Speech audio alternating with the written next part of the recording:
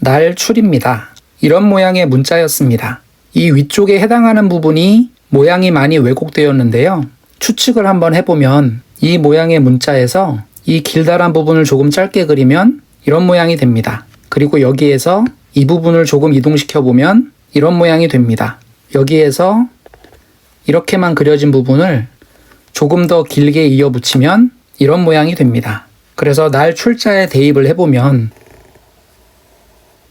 이렇게 되어 있는 부분이 이렇게 되었고 이 부분이 이렇게 되었다고 봅니다.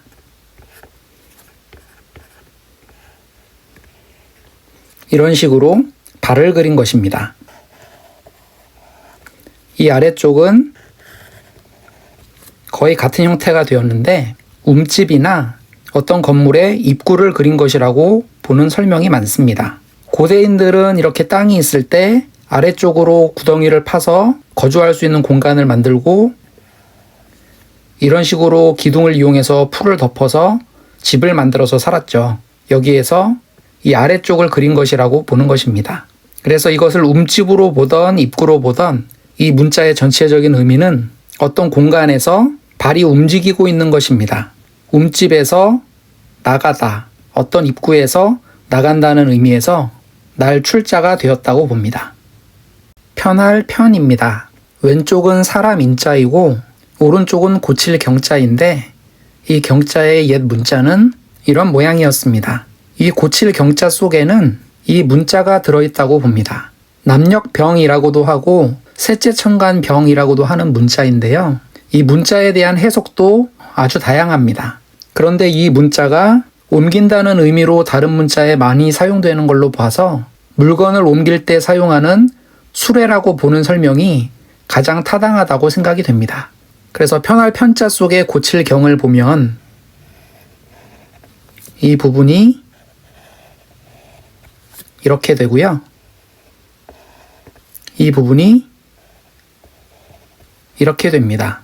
그래서 이것은 수레와 같은 이동수단을 그린 것이 아닌가 생각이 되고요. 남녘병자에는 이 부분이 있는데 여기선 생략이 되었죠. 그런데 지금 우리가 쓰는 문자에는 이렇게 남아 있습니다.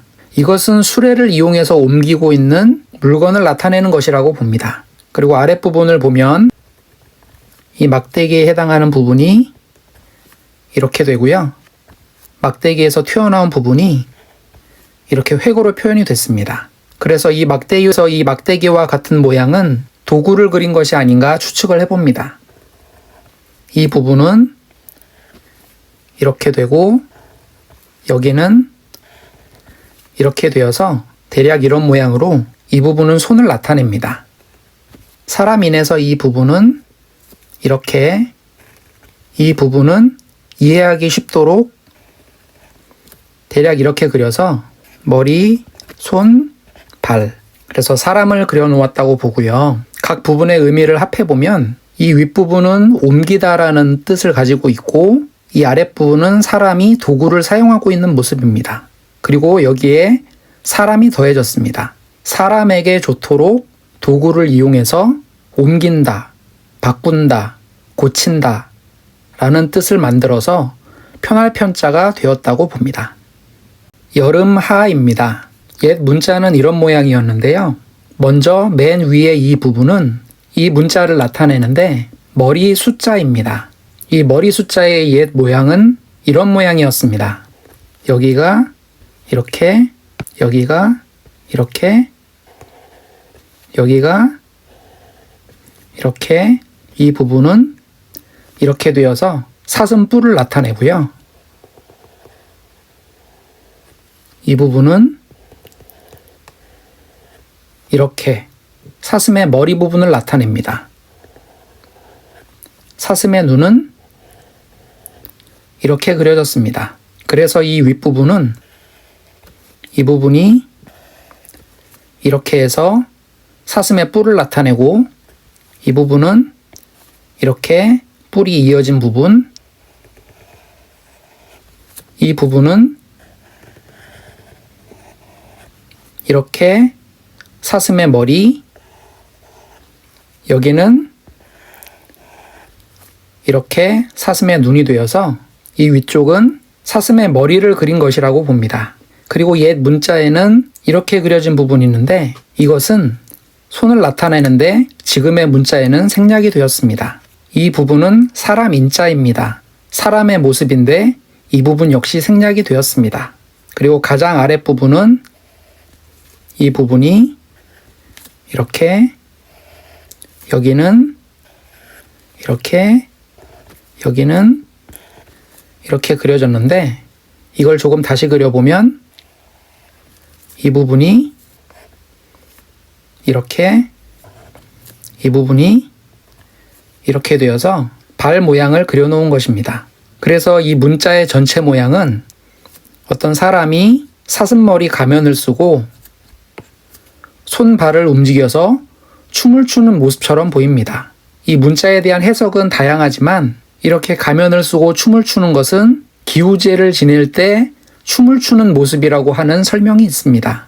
그런데 농사를 짓기 위해서 비가 필요한 때는 여름이었기 때문에 이 문자가 여름을 나타내는 문자가 되었다고 봅니다.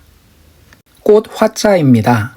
옛 문자에는 이런 모양으로 나타나서 땅에서 싹이 올라와서 잎사귀를 피운 식물을 그린 것으로 봅니다.